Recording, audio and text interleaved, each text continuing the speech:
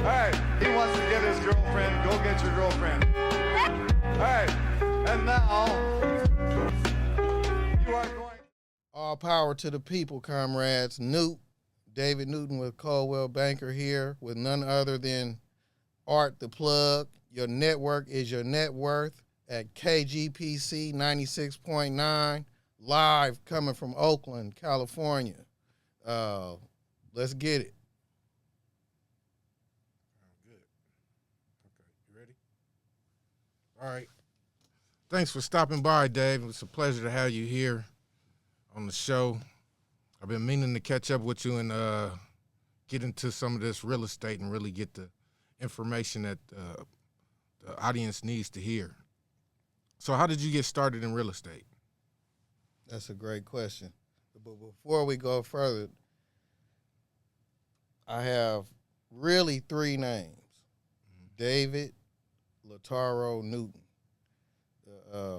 People call me Newt because they know I have two first names. So depending on who you are, you'll call me Lataro or David. A lot of people call me Newt.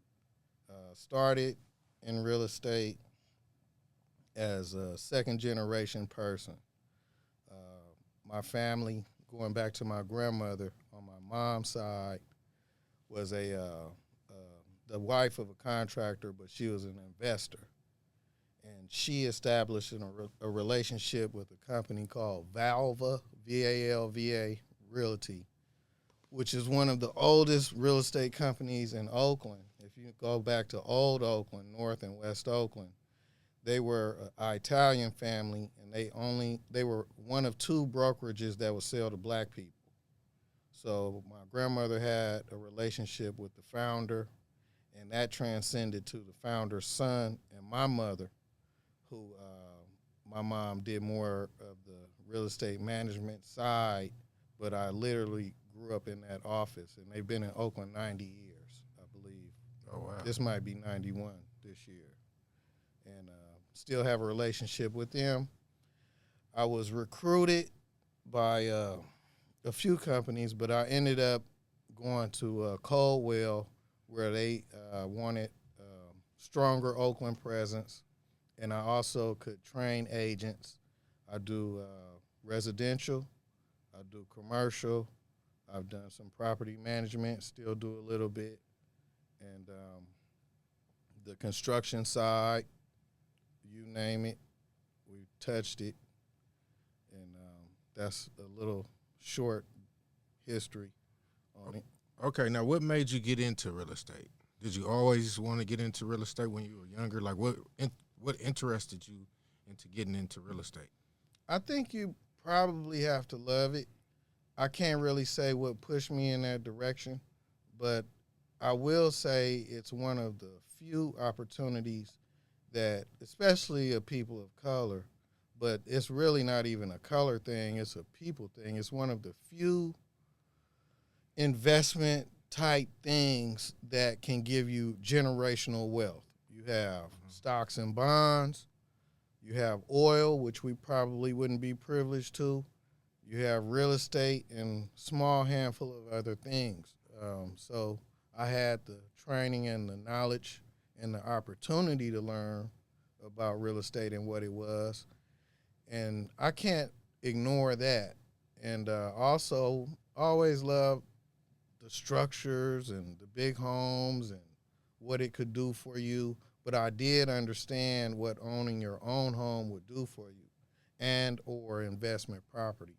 And when I speak with people, I tell them all of the time, you can own 20 homes, but in my opinion, if you at least have two, the one you live in, and even that doesn't necessarily have to be, because if you live in a rent-controlled environment and you are locked in with a really cheap rent, it may not be to your advantage to own the house you live in. But if that's the case, you still need one more property. That other property would be what we would call or define as your investment property. And that is the house when the time comes, you sell that, it would most likely be worth more than what you purchased it for, and you have your ultimate retirement and move on. And that second home, it does not have to be perfect. It can have bullet holes in it. It can be run down, but you won't live there. You sell it, and that's it. In California, you have what you call a natural progression in value. When you go to places like Memphis, Detroit, Midwest, they are what you would call passive income because you'll buy that, you'll receive rent.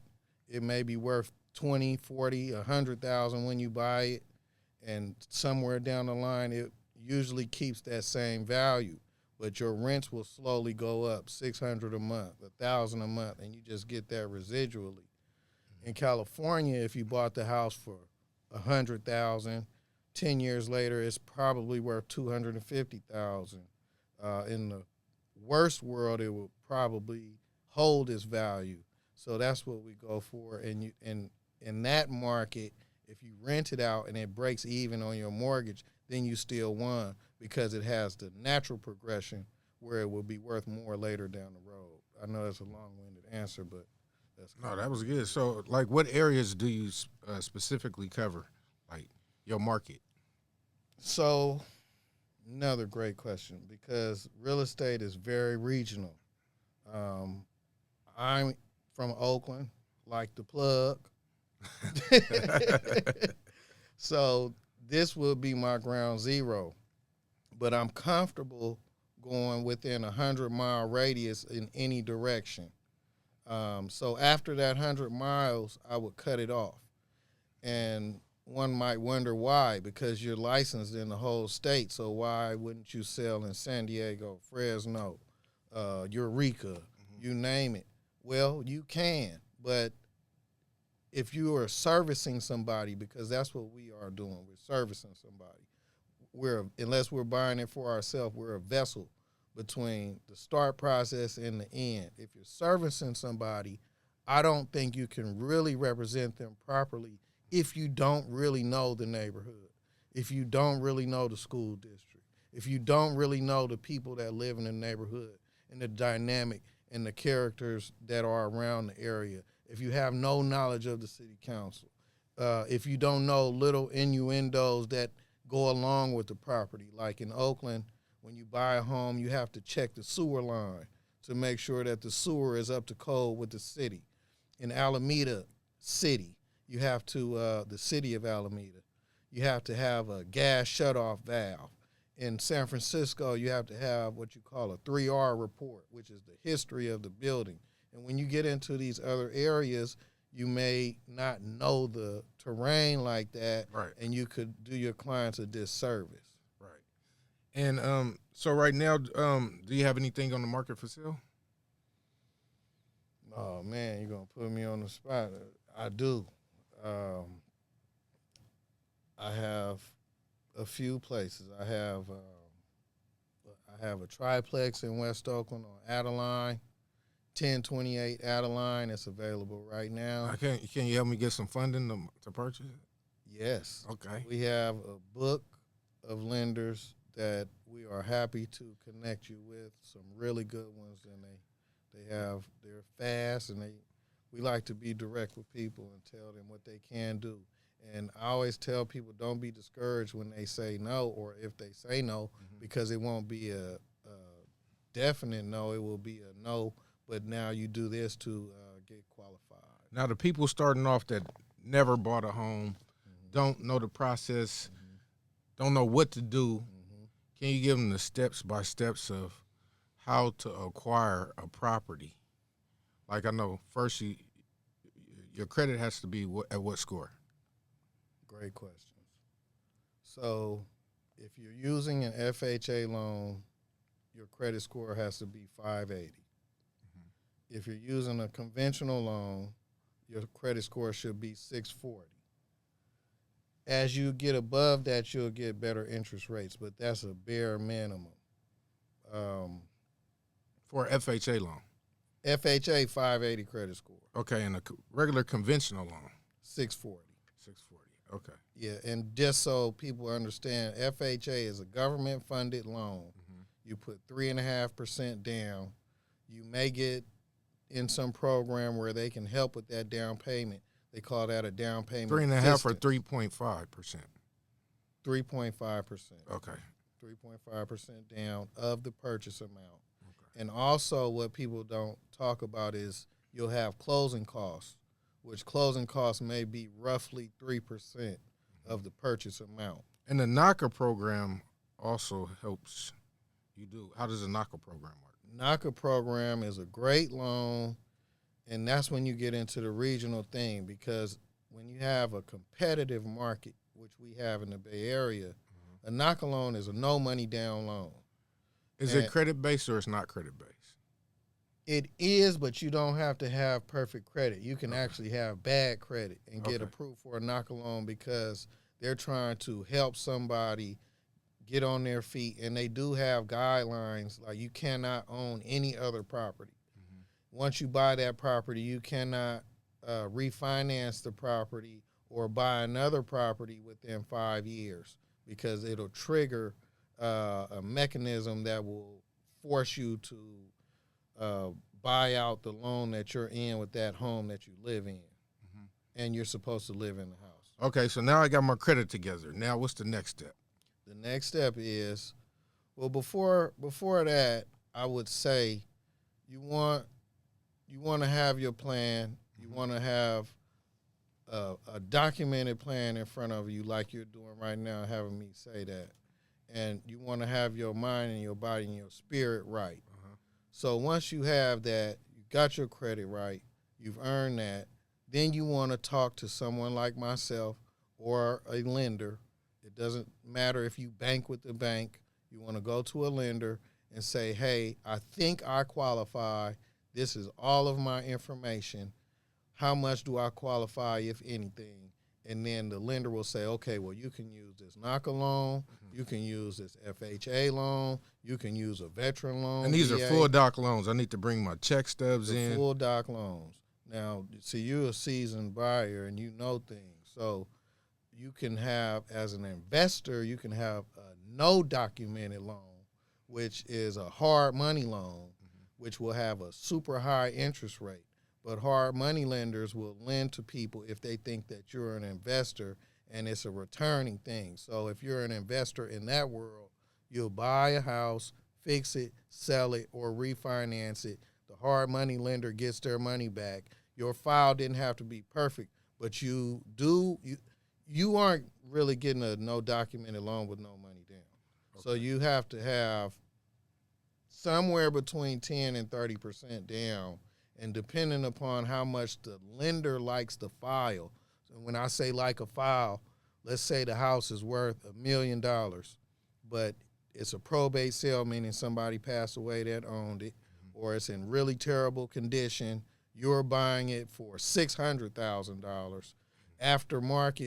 After the home is renovated, it's worth $1 million. So the lender will say, I really like this opportunity.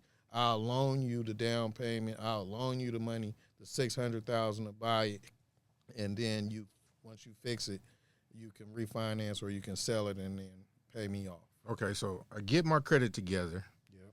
I get the financing from a lender. That's right. And then I come to an agent, which is you. Okay. Right? Yep. Now what's the process? From there, you tell that agent, someone like myself, exactly what you want, or maybe an idea of what you want. Maybe I want a single family home. Maybe I want a duplex.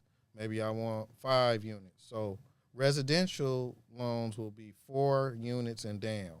So fourplex, triplex, duplex, 2 houses on 1 lot, or a single family home.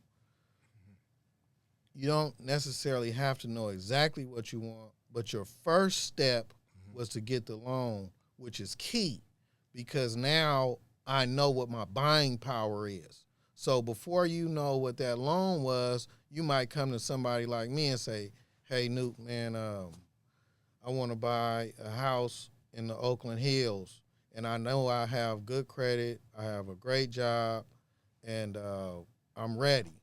And I say, okay, what do you qualify for? You say, I didn't talk to a lender yet. So 2 weeks later, after you talk to the lender told you that you qualify for $750,000. So now the conversation is, well, you can't buy that house on top of the Oakland Hill like we talked about. Now we have to make adjustments on where you will be able to buy the house that you're looking for. Right. Are you familiar with the program that Section 8 has to help purchase a home through Section 8? I don't know that program. I know Section 8 very well, and I know that Yeah, I heard they had a program where they could help people that's on Section 8 acquire a property through Section 8. that sounds fairly new. I don't know that program. I You don't haven't know heard that of it? program at all. I know I've worked with people that have been on Section 8 and bought homes, and then they had to cancel the Section 8, or maybe they did something else. But I've never seen Section 8 help with a down payment. But if they did, they would probably be in cahoots, if you will, with Fannie Mae or Freddie Mac, which are FHA government-funded loans. So if they have that program, it's long overdue. I have to do some research. Okay, so now that we've acquired the loan, we're looking into buying the property. Yes, sir. How does a person protect themselves from buying a faulty piece of property? Like, you know, like structure-wise. I got you. Like, you know, I got you. So even the a best of roof, us, a bad roof, you know, like. even the best of us can make that mistake. I made the mistake. To protect yourself, What was wrong with the property you purchased? well, it can be little things in the paperwork. Like I had a place, I'm currently in a place where it had open permits that didn't pop up until we were already involved with it. Oh, And okay. in that city, the permits have to be closed. But to protect yourself, myself or any realtor would say, it's wise to have inspections. Home inspection, termite inspection is common in these areas. And that's when you get into the regional thing again, because in some areas, like if you're buying in Pacifica, you'll want to get maybe a soils report or a structural inspection, foundational inspection. Now, right now, is it a seller's market or a buyer's market? It's kind of a strange And what's the difference place in the right seller's now. market and the buyer's market? seller's so the market- public can know. A seller's market is more buyers than sellers. The inventory is low, and you have people basically fighting, or you hear terms like bidding wars Over property. over property. That's a seller's market. A buyer's market is a slow market with more sellers than buyers, and sellers need to move these properties. I think right now we're kind of in a limbo space because you have so many people here as a population, but then you have a high interest rate, and you have prices that aren't necessarily affordable, but you do have high income in some jobs here, and you have people with just money and you need to live somewhere. So what we're seeing right now in this market is homes that are in need of renovation are selling really fast to investors. Homes that have been fixed by these investors. Investors like individuals or like companies like It could be Zillow, either one. It could be Zillow. Realtor.com. It could be Chase Bank. I heard Chase Bank has been buying an enormous amount of property and fixing them. Zillow is trying to make a move on the market as to be the MLS, multiple listing service giant or guru. So they are buying properties. Oh, wow. You see investment groups buying properties. You see single humans buying properties. Right. Well, it's kind of hard to compete with companies. I mean, Absolutely. if you're a person and you're trying to compete with a company like Zillow or something, and I think that's what's going on right now. You have these big corporations that are buying property, and you're bidding. It's bidding wars against companies, individuals and companies. For sure. And that's the nature of capitalism. And this is maybe one of the meccas of capitalism right here. But just for clarity, because you have a lot of LLCs where I might be and you have an LLC, I know. And when we see the LLC, if I'm the person that never bought a house and going up against somebody, I think that's a big company, but it's not. But you do have things like what you're talking about, buying up real estate, like Cal Berkeley is buying up real estate. Right in Richmond. Like they buying lots, Amazon, buying real estate. You have these huge conglomerate companies buying, and can you compete with that? Absolutely not. Not as a single or a couple or just one household buying a house. No, you cannot. I mean, not in California, it's kind of tough, but I mean, you could go to other states. You Like can, Georgia, I don't think it's. Georgia's a hot market too. That's a hot market too? Atlanta. Okay. Atlanta Where could I go to market. buy some property where I don't have this problem? Woo. Well, the world, man, the world is out there. You got this thing called BRICS right now. Uh-huh. Brazil, Russia,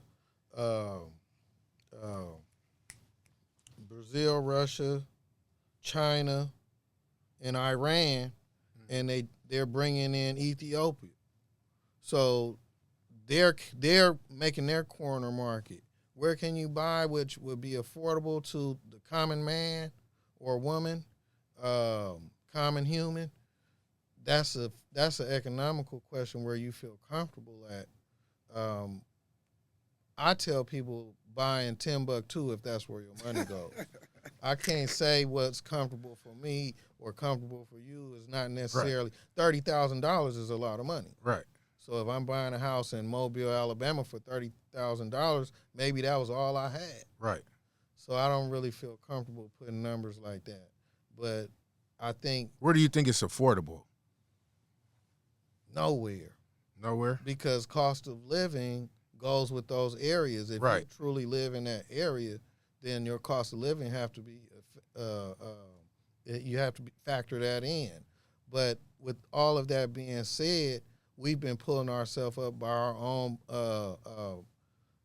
black, brown, or wherever we are, a minority as a people, meaning an economic minority, been pulling ourselves up from our own bootstraps from the beginning of time. So I would never say it's easy to buy a house anywhere. And if I'm working for FedEx here and I have enough money to buy a house in Memphis, that's not easy because I'm not going to live in it. I'm buying it as an investor, and then the investor in me now can have a property.